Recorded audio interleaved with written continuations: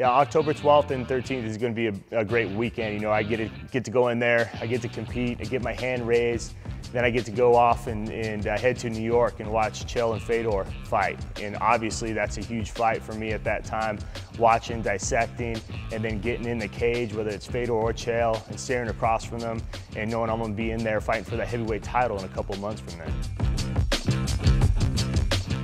I would love to fight Fedor in the finals. He was one of my favorite fighters coming up, you know, when I was wrestling, watched him in Pride.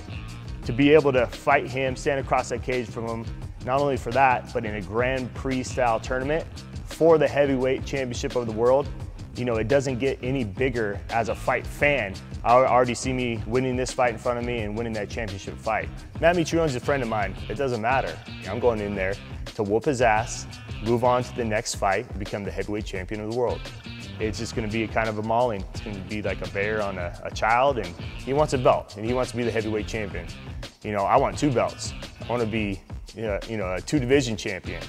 I don't think anybody works as hard as me, let alone Matt. You know, these heavyweights, they're big guys. You know, they're big bodies. You know, they can't put in the runs, the extra cardio. They can't go through these 2-hour grind practices. And if you haven't wrestled, you don't know that. You don't have that will to go somewhere where most people can't. I don't think there's any sport harder.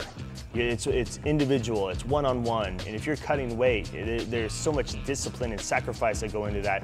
In this fight, you know, we have a football player and a wrestler.